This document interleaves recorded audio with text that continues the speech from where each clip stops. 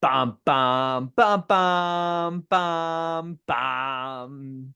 This is a special edition of the Lunch and Learn where Terry and I are going to be discussing the behavioral elements profiles of superheroes. Now, what you may be wondering is, did we actually get Captain America to take the assessment? No, we did not. However, the reason that we're doing this is in part so we can nuance some of the different behaviors that we see and say, okay, well, we could probably apply the behavioral elements framework to this and give us a better understanding of how we would have to interact with said person. The value proposition and what we're hoping that you can take away from this is thinking about your colleagues and coworkers who may or may not wear capes. How would you communicate with them? How would you assess their behavioral elements profile if they've never taken the assessment or you're not certain of what they actually would be? So, we are looking for audience interaction on this. We want to hear your comments. We want to hear your questions. We want to hear your favorite characters and what, and we say superheroes, but this really could be a broad range. We'll accept anything from The Witcher all the way to Marvel, DC, etc. But Terry, why don't you take us off here and who's your favorite superhero character? I'd love to discuss that to get us going here. I think that's a great question. I just asked my wife this last week, and she stumbled around with it longer than I expected. She's a huge Marvel fan.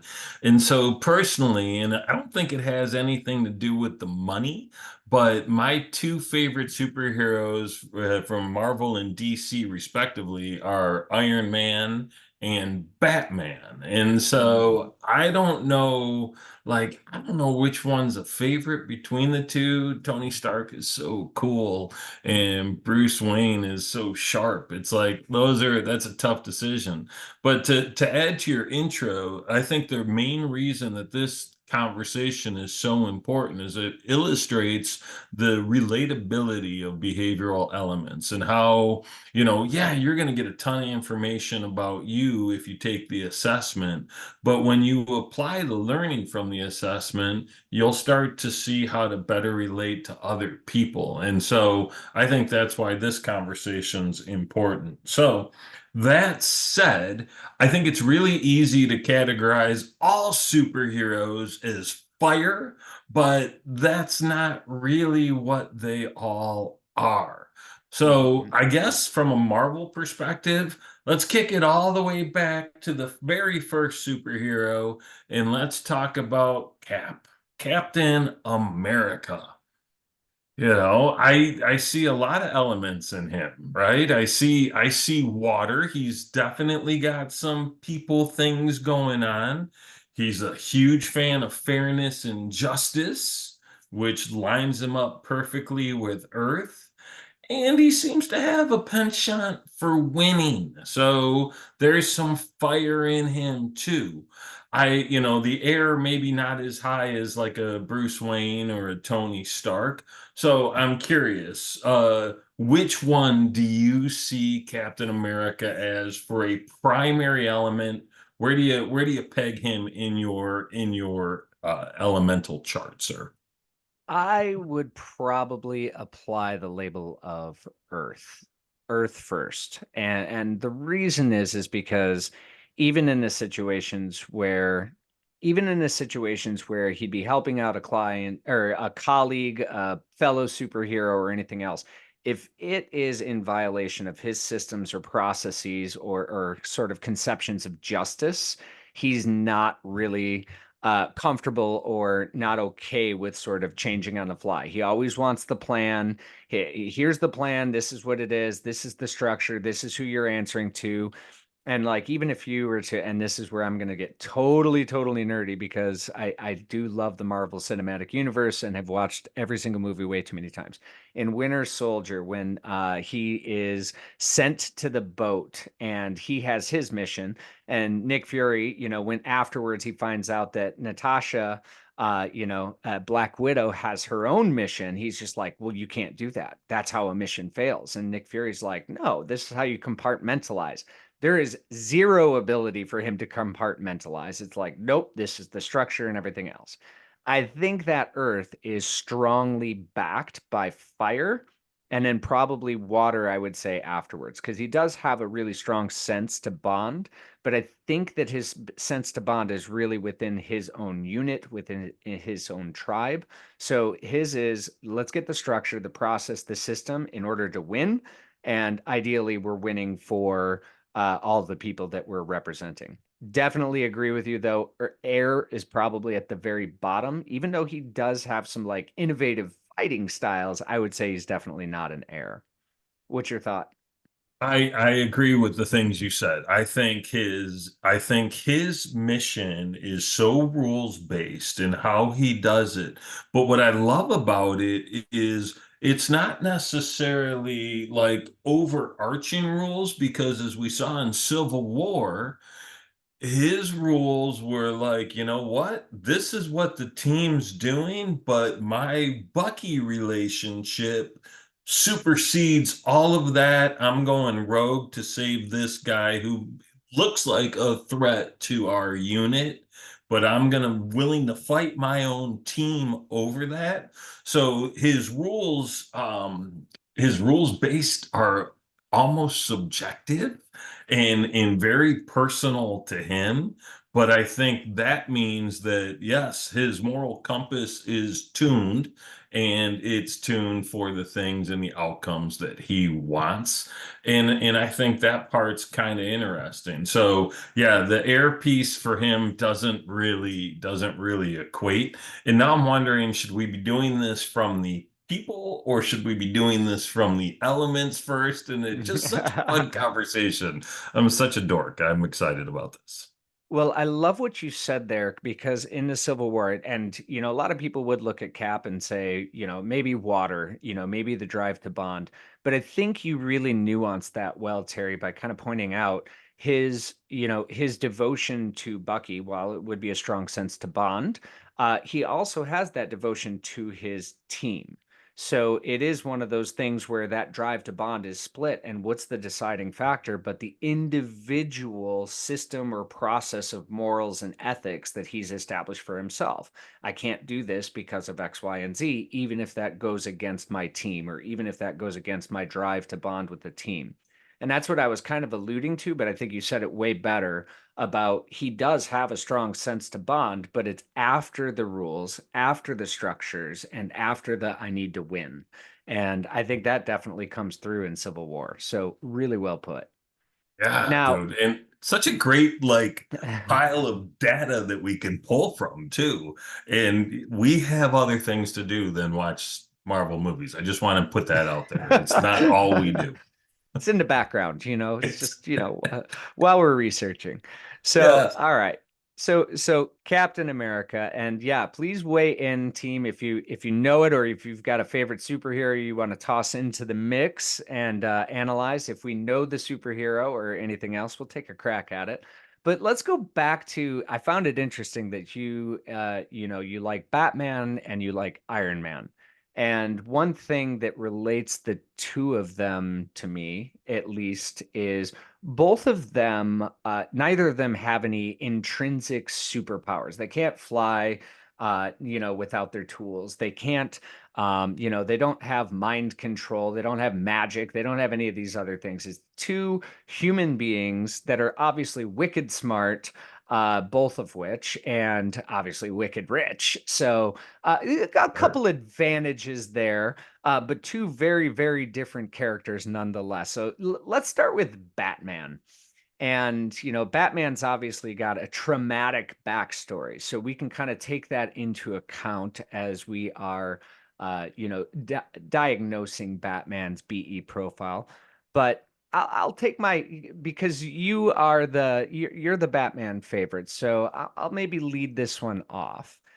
I think that Batman, see, this is where it kind of gets interesting because air is obviously going to play a huge, huge role into Batman's profile because he's innovative. He's got the research and development team of Wayne Enterprises. He puts tons of money into coming up with new things. But on some level, all of those things are designed to essentially he's not put it doesn't seem, and maybe I'm wrong because I didn't do as much reading or watching or listening to the Batman series, but a lot of his innovations are more towards the I'm going to call it more towards the defense and for him to be the crusader for Gotham City, etc. I think that he is fully driven by people. And I would put water actually as one of his primary. That would be where I would go with that. And then air is his secondary. And the reason I say that, at least from my interpretation of Batman, is he utilizes that R&D. He utilizes that sort of innovation, but he's doing that in service to really avenging, call it, and I know that there's like the vigilante sort of side of Batman, and then there's also the sort of solemn and depressed side of Batman. I know it's been portrayed a number of ways, but it really seems like a lot of his money is spent in service to the bond and relationship with the people of Gotham City, and also to the traumatic experience of losing his parents, who were also seemingly very highly driven to bond and very focused on community and community development, etc. So I would go with a water air backing. I think that Earth may be his lowest. And interestingly enough, because he does have a sense of morals and justice and everything else like that, but he also bends the rules, and he also sort of strays outside of the rules. He definitely walks a line of sort of playing on the good team, but sometimes not always the best and not always making the best decisions. So I would say that Earth would maybe be his lowest, putting fire in a third. Terry, what's your thoughts? Tell me I'm That's wrong. fascinating. I love that analysis. I don't agree with it, but I love it. And so, from my perspective, I appreciate what you said about his desire to support and serve and protect people. And but I don't see him bonding hardly with anyone ever. So unless there's like this drive to actually bond with the people around you, I mean, he likes models, right? We know that he likes to go on cruise ships with, the ballet and take that out, but the rest of it, he doesn't seem to have much interaction, even with his closest friends, his super friends. They don't even really seem to like him. So it's interesting. In as much as he is an innovative person, is he really, or is he just funding innovation left and right?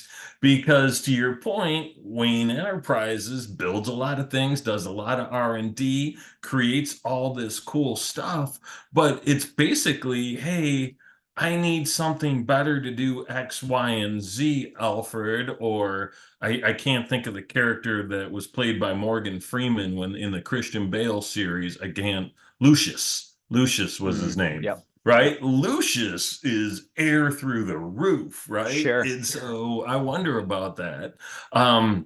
Batman's competitive, right? There's no question that he likes to win and has some skills and some tools to do so. But I also, I go back to thinking about the side door of every police car I would say I've ever ridden in, but that's a very small number, happily. But the small on the side of the car that I've seen, right, to protect and serve. And that seems to be, to me, what really drives Batman. So I'm going to move his Earth higher than where you put it, because that seems like that vigilante justice still is about justice, regardless of how you get there. I think that's higher than his water. I think he's probably, if I was to label it, I think he's fire, air, earth, water. But it's really interesting. I'm seriously curious to see how other people feel about that. So we'll need a tiebreaker for those of you in the audience. And what do you think? What is Batman's primary element? If you know it, throw it in there, and we'll see what you have to say about it. Justify it too, of course. So it's Yes. interesting what you say about the drive to bond, because like when I see Batman and I see like it's not a quantity, right? Like he's not interacting, and he does have that ability to sort of like brood and go off on his own and sort of be that one person show. But he does have such a strong relationship with Alfred or with with Robin when he is, there's sort of that connection there. But I think his is more of almost that meta connection with the concept of community, right? Like he wants the community to be safe, to have that opportunity, and whether that tilts into earth or water, which are both on the bottom side of the bottom side of the equation, the structured side. There's definitely a consideration for, maybe it's not the strongest quantity of bond, but it seems that he'll do pretty much anything, including sacrifice himself or risk his own life for the people that he is protecting and serving. So I think that's an interesting, I do think that's an interesting way to kind of look at it. But let's flip the script and let's look at Tony Stark, because I think very similar circumstances, in the two different universes, very different outcomes. What are your thoughts on Tony Stark? Tony's air all the way, right? So whereas Batman might conceive an idea and ship it off, Tony tinkers, man. Tony's actually doing the builds. He's actually creating the innovations that he's using to do his watery thing, to do his earthy thing, and certainly to do his fiery thing. So I think he's air first all day. And again, it doesn't hurt being a billionaire, right? You can really lean into that air to create when you can afford to do it. So kudos to him. Um, and then you think about the actual work that his organization does when we talk about, they're a weapons manufacturer, man. Although he did try and pull them out of that in a few different times, although every movie still seems to have a bunch of weapons from Stark Industries, so I don't know how effective he was in that. But he's a natural born leader, and people seem to gravitate toward him. Relationships do seem important, so his water feels higher to me than, say, Batman's does. And his sense of protecting and serving is certainly up there. Um, and obviously, winning's really important. So I'm going to give him air first, water second. And but I think he's going to be air spikes, but I think the other three are pretty much in the balance zone and very close to one another. I think it's really kind of a toss up to see how those split out beneath that air. So funny, because I'm going to go the opposite way here. And this is why I love this. And now I'm going to share this real quick too. One of the ways that you can get better at behavioral intelligence is literally by doing this, talking through some of the behaviors, talking through what you see, analyzing it, looking at it from different perspectives. Actually, this is something that me and some different business partners in my company have done to learn how to read body language more effectively, is we would look and point out little idiosyncrasies and actions and movements, or in the ways that somebody else was interacting with the world. Many people love people watching, but if you're people watching for a purpose, that can be a really powerful learning experience. And it's the same with doing this with behaviors and looking at behaviors and really trying to dig in and say, where did that come from? So I'm going to comment on Stuart's comment in the chat before I dig into my Tony Stark, whom I also really, really like. He is definitely one of my favorite superheroes. But Stuart says, in relation to Batman, his water is more bonding with the persona of Batman. The media and public knowledge, his anonymity is what he has. But his Batman is bonded with the general public. That's a great nuance, Stuart. Bruce Wayne and Batman are two separate personas, depending on what source material you use. In the Christopher Nolan trilogy, Bruce is very fire and water with the billionaire lifestyle. Yeah, absolutely. And it's great to actually look at that and say, okay, well, public persona, the Bruce Wayne persona versus the Batman persona, those could really be two competing separate profiles depending on who you actually had taking the assessment. So I love that.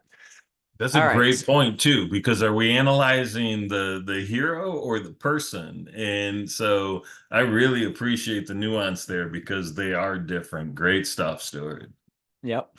All right, so here's my take on Tony Stark. I I actually look at him as probably a fire first. And part of it is that the air element, the innovation to me for Tony is he is a tinker. And I would say that air and fire are both exceptionally high. And I'm going to say the other two end up being pretty low because of it, because the ideas and the winning, I think, are the two things that end up going. I think as you see him go through the series, maybe he grows his water.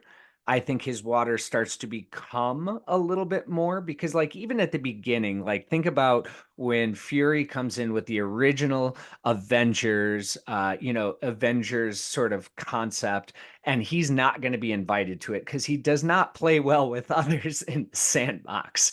And it's just one of those things where I think he had to learn that skill by interacting with other people, obviously, of that large scale. And again, rules really only apply to him when he chooses them to apply to him. So, whether he's hacking into these shield databases, whether he is utilizing his technology to build weapons of mass destruction, or when he's using them for clean technology. I think it's all in service to what's my next win or what is my next mastery of whatever that space is.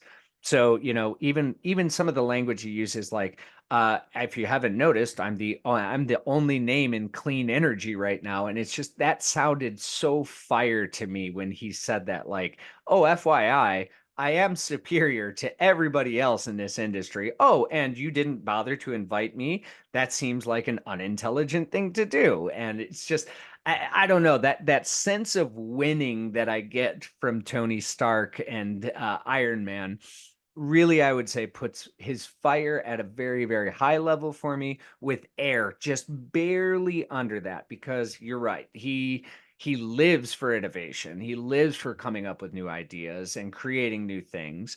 And even if you like look at the second Iron Man, and he's on like Mark 46 of the Iron Man, and the first 44 of them never saw the light of day until it was, Christmas. But definitely somebody who's constantly innovating, constantly coming up with new, but I think that is in service to his concepts of mastery, which personally I can identify with as a fire first and an air second.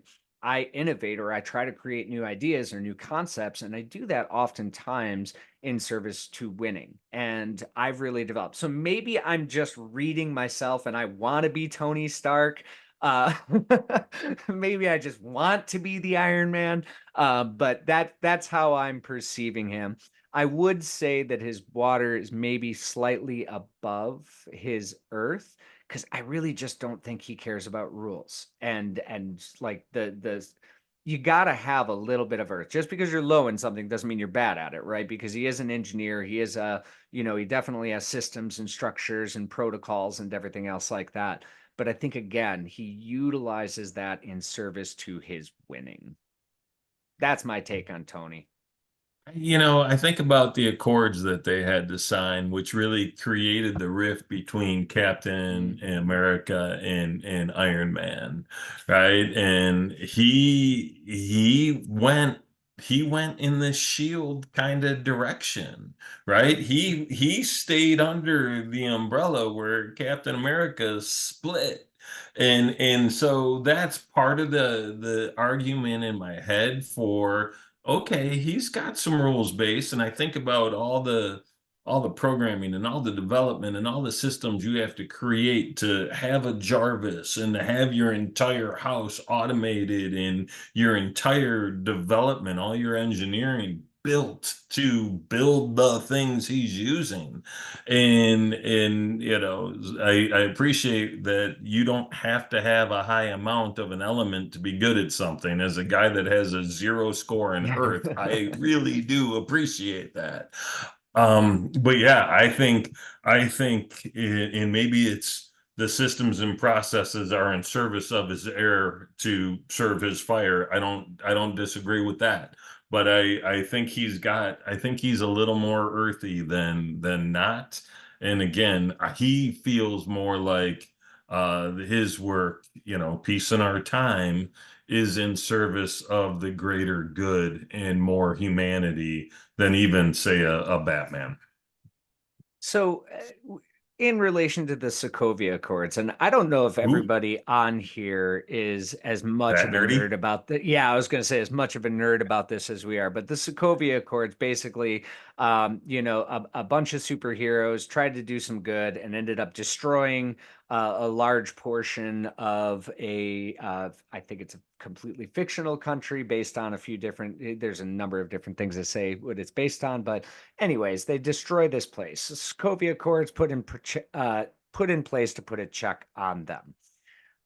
Did Iron Man slash Tony Stark sign the Sokovia Accords really because he wanted rules, or because he saw that as the only way for him and his team to continue to operate and thus win or not lose at least? Was it the lesser of two evils? Because I will tell you, is as a low earth, there is times when I'm like, I don't like this system, I don't like this process, but I 1000% recognize that this is the best way forward for me to win, and I'm going to accommodate it, not because I love it, but strictly because it is something that's going to help me continue to have freedom, independence, and so on and so forth, which is more of my win and unstructured side of things. Was it really because he felt it was necessary, or was it because it was, hey, this is our best option for going forward and not being put into a cell? That's what I would question on that regard.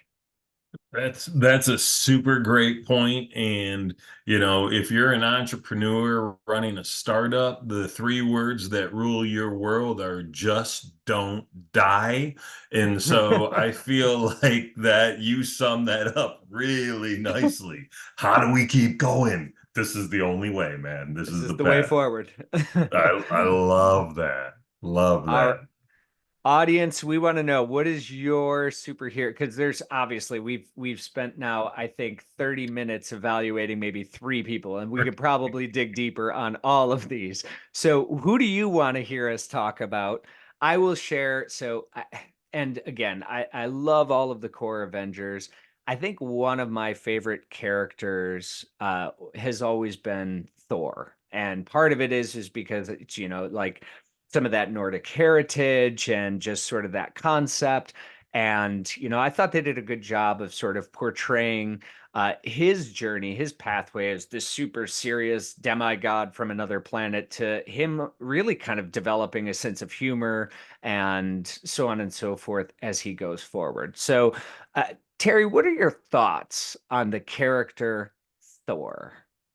So I think Thor became as watery as any of them, right? He's done a great job of bonding not only with his I what's the word when you're like a kind of a king, is your not your constituency, but he's got his own people, right, in Asgard.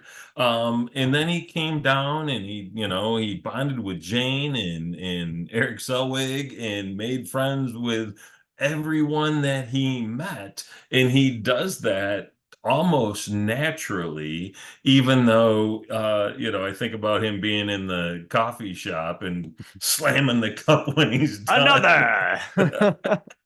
He's a he was a bit of a brutish fella in the beginning. But so I think his water's high. Obviously, again, it's real easy to lean on fire for all of these guys because that's what they're in service of winning. Um, I don't see his air as high, especially as the last two we talked about. He's more on par with Captain America in that innovation piece. If it wasn't for Mirror Mirror, I don't know what he's really innovating much at all. and his structure and process and systems orientation. I mean, sure, it's higher than mine, but that's not saying anything, you know. But I think between his water and his fire, those are both pretty high. I mean, after all, he is the god of thunder, right? So, what comes right before thunder, you know? I am, you know what? We're on the same page on this one. I actually will put Thor as a primary water with fire as a secondary in this case, because I'm even thinking like, even at the beginning of his story, part of his, warlike mentality, part of his, we're going to do this. Yeah, he's wanting to win, he's wanting to conquer, he's wanting to go out there and be this big bad guy, but what he's actually doing is trying to secure for his friends, for all of his colleagues. He's not going and doing this on his own. He's got a team. He's working really well with them. He's doing this in service to his people because he feels like his people are going to be under threat, and he's willing to sort of chance all of that in order to save them. And I think that that's really high water. And as you go forward, you see him sort of develop and nuance relationships, whether it's with the Hulk, whether it's with, which is a tentative, tenuous relationship in there, all the way to obviously even the humans and so on and so forth. So I think he's got a big heart. I think he's driven to bond. I think he's definitely got some fire in him to, win for the team. But I think his wins are definitely more centered on, I want the team to win. I want the community to win. It's less about necessarily just him winning. I think at the beginning, it probably shows more him, but then it really sort of that bond really comes through. I would agree with you though. I don't think he's all that ingenuitive. I think he learns. I think he obviously learns as he goes along, but I don't think it naturally comes to him. I think he's more of a, hey, I'm going to hit you with the hammer, and I'm doing it in service of my teammates. So I can understand that. I can relate to that. I respect that. So I would go with your structure with the mighty Thor. So all right. As a side note, outside of Deadpool, which Stuart just mentioned in the chat, so we'll definitely talk about that next. Outside of Deadpool, I think Ragnarok might be my all-time favorite Marvel movie. Oh, I Ragnarok is hilarious and a really fun one just to go through. So, all right, yeah. we're gonna hit Deadpool, and then Julie says we're speaking a lot about the heroes of Marvel, but what about the Marvel villains? So maybe we'll go back to a couple of the villains and play with that. That's a good time. Thank I you, like Julie. that idea. All right, All right. Julie. So Deadpool to me is a little bit of a complicated one. He really, and maybe I would say that there's some balance in Deadpool. Not to say that he is balanced. I think he's definitely unbalanced. But with the way that the drives show up, I'm gonna go through it kind of like the way that I think about it.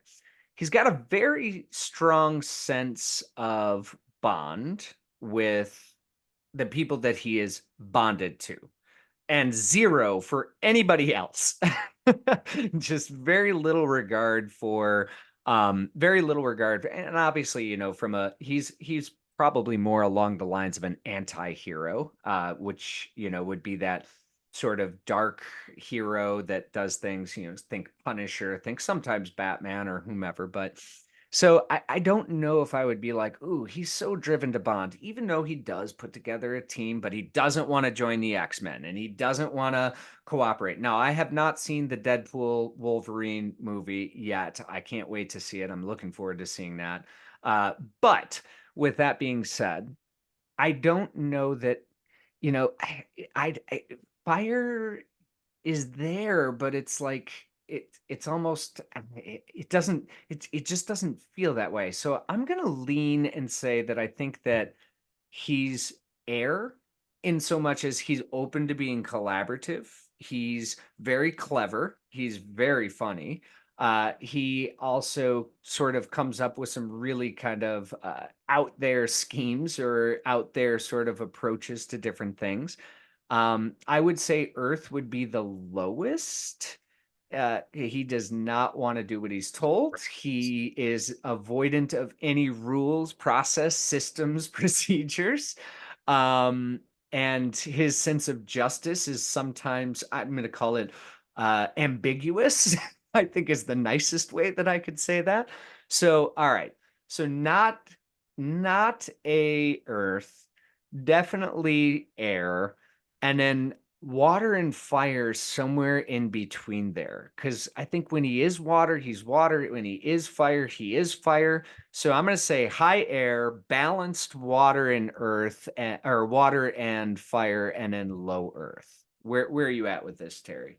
He is systems and process averse, right? So I think his Earth might look like mine. I like that. One of the characteristics that is a high air myself that I notice in me often is if what you're talking about isn't as interesting as what I was thinking about before you started yapping, I don't pay as much attention, right? So I know I come off as aloof.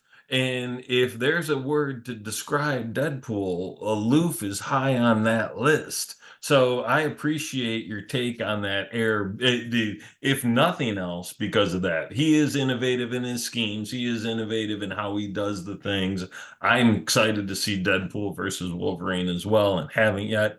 Um, but yeah, that water and fire, I would suppose that he's air-ish, right? I think his stuff probably looks like mine, right? It's air, water, fire, earth, right? Is kind of how he goes. But I think those top three are pretty close to one another because he's probably as balanced as you said as any unbalanced character has ever been.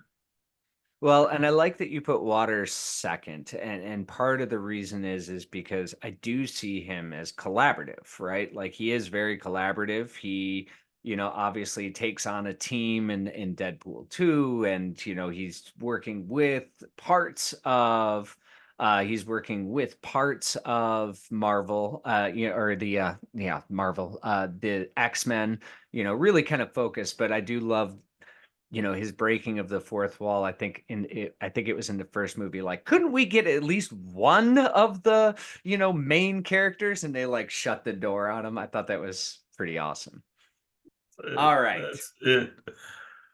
So let's we're talk. we're, we're going Yeah, with the granddaddy, eh? going Thanos. Thanos it is. So and Stuart, because you called out Deadpool, what are your thoughts? Where are you at with Deadpool? Do you think we nailed it? Do you think we're way off? I'd love to hear what you have to say on that. Let's chat Thanos. All right. So for those that are not Marvel Cinematic Universe, Thanos is the big mean bad boss that is sort of like been pulling the strings.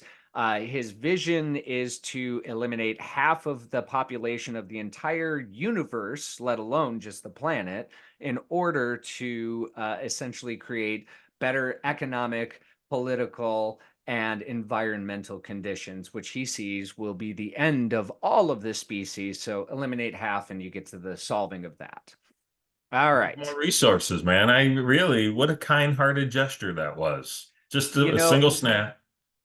and that's such the interesting thing, right? Like is the ends, obviously, and the means here, the ends are, well, I want a stable universe and willing to do what I have to do to get there. So it's very Machiavellian and in the question. But let's go with, what do you see as Thanos's profile?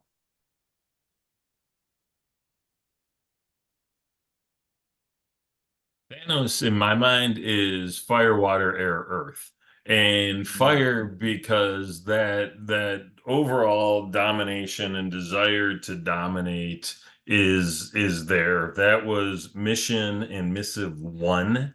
And he went on an incredible journey to assure that he could do it by collecting all the Infinity Stones, right? So he was committed to competing at the highest level and delivering his desired outcome. He's obviously watery because he brought a lot of different people in on that mission, right? He had people that followed him. Now, I, is it watery if they're following you out of fear? I, Genocidal. like, my choice are follow this cat or he kills me. I don't, maybe that's not as watery, but it's an interesting conversation starter. Um, Air because I think he like the idea, just the simple fact of, hey, this is the problem we're facing, here's how we solve it, this is what needs to be done to implement that solution. There's some ideation, there's some creativity there. May not like it, but it is what it is. And then systems wise, I don't know what his HRIS, his human resource information system, actually looks like to manage all these people and whatever they are, the ruffians. And I don't want to see his payroll. It's probably huge, but the rest of it was, I feel like that's a little bit low. So and this is going to sound really, really strange. This is going to sound strange. I'm going to give my take on it. And I think that he is very high earth and water. Um, and I think fire maybe would probably could even potentially be his last. Now, hear me out here. I think that he is a great example of what happens when a particular element may be out of control high. And, when we think about something like water and its association, so from a neuroscientific standpoint, water element is associated with oxytocin. And one of the things that I've learned through Dr. Robert Sapolsky in his book Behave, he talks about oxytocin as having a little bit of a dark side because oxytocin is very much associated with our ability to bond. But once we bond, the dark side of oxytocin is that if you're not on the in group, well, you're on the out group. So I think that that's where his delineation of you're either in this with me or you're not in this with me, and we're going to move forward there. Here's where I think the earth comes into play is that he is not looking at this. And now, obviously, his acts are atrocious, eliminating half of the world. But even the way that he does that, where it is doesn't matter if you're rich, poor, black, white, superhero, not a superhero, or anything else. There is it's just 50% and it's a random assignment, complete lottery, right? And part of the reason is because he doesn't, that system for him is a sense of fairness. I snap my fingers, half of the people, doesn't matter what it is. He doesn't keep the elite. He doesn't keep his people versus no other people, etc. It is just a straight up this is what needs to be done. In his brain, the world is going to end unless we do A, B, and C. And I'm going to hold to those beliefs and values so strongly that I'm willing to eliminate 50% of the population. I think for me, that is a sense of sort of a moral justice. Now, where fire does come in there is that he feels like he's the only one capable of doing that, or that he is somehow responsible for that, etc. So I do know that he kicks ass. So he's obviously he doesn't like to lose a fight, that's for sure. He doesn't like to lose a war, that's for darn sure. And he doesn't like when people go up against him. No question on that. I think, though, where I look at it and say, all of these other things are in service. Air, fire, and water are all in service to that highest level of ethical morality, which is very individualized and very focused. Some people agree with it and say, yep, this has to happen. Other people don't.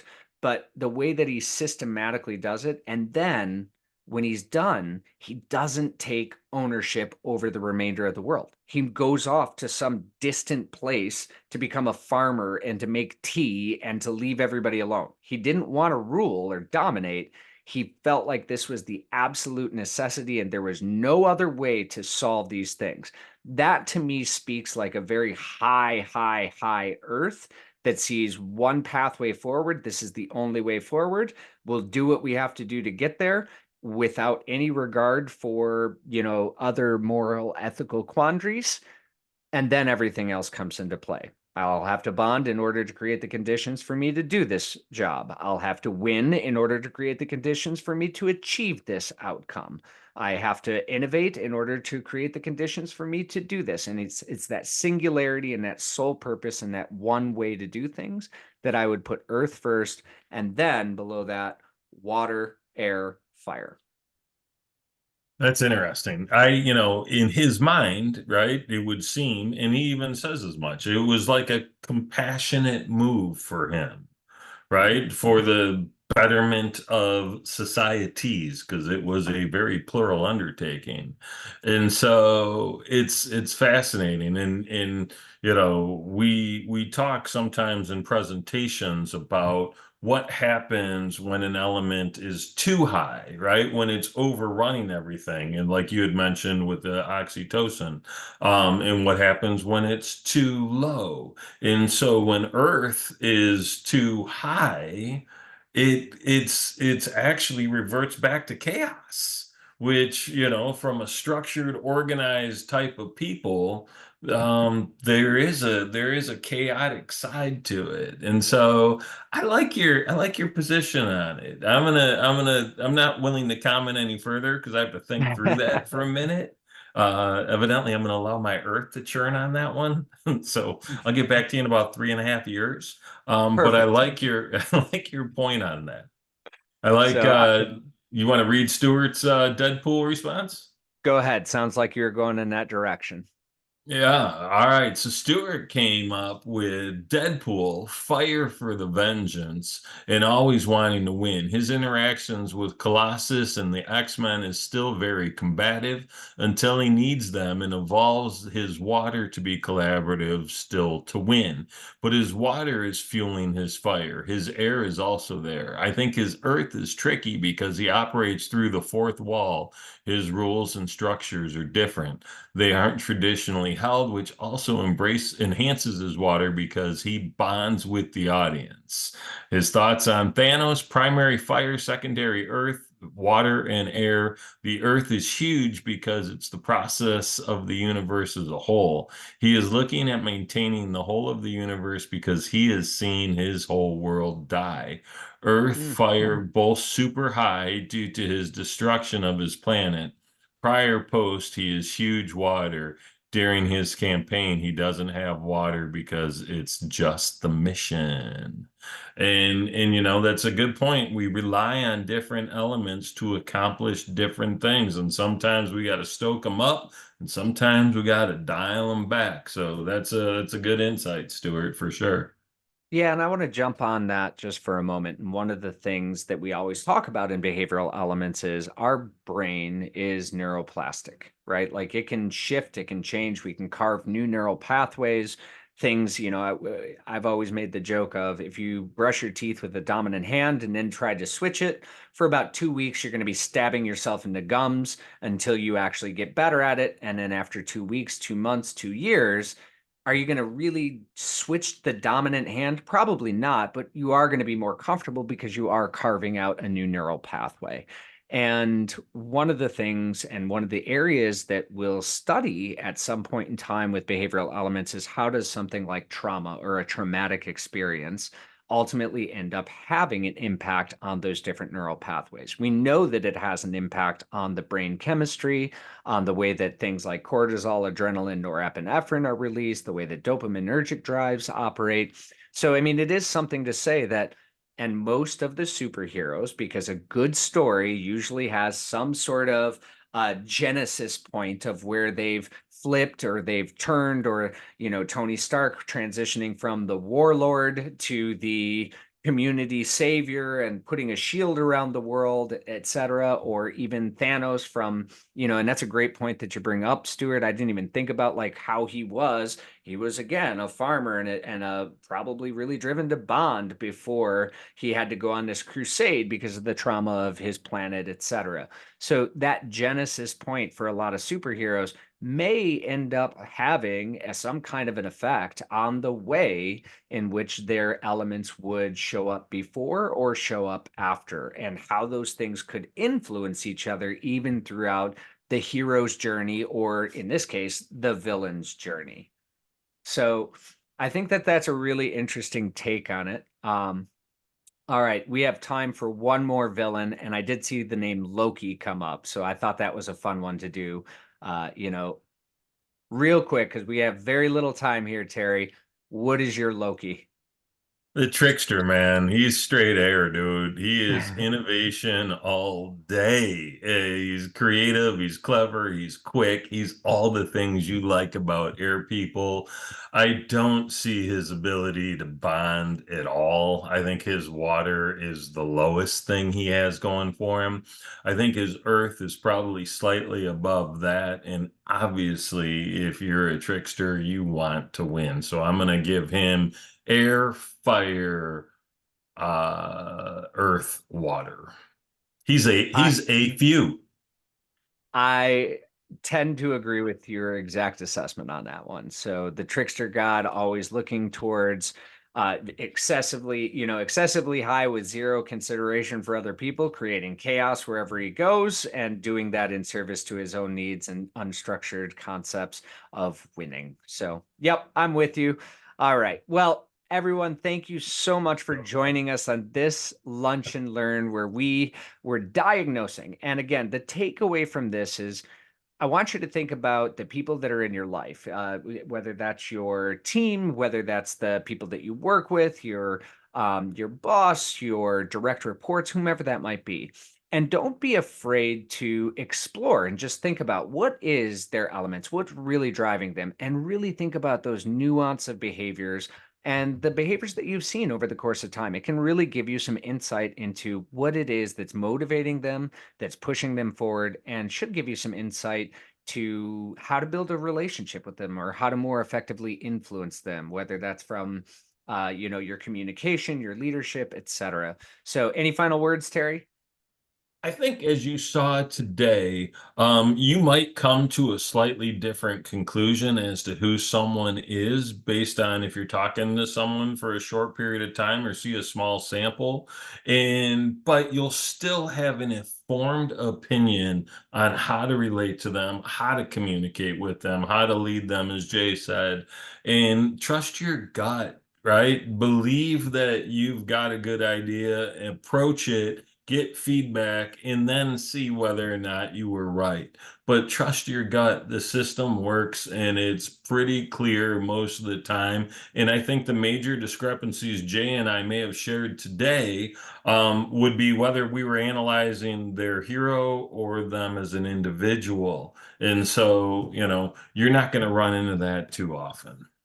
Yep. So hopefully you enjoyed today's discussion. Thank you again for joining us, and we will look forward to seeing you next month in our Lunch and Learn related to behavioral elements. So take care, everybody, and have a wonderful week.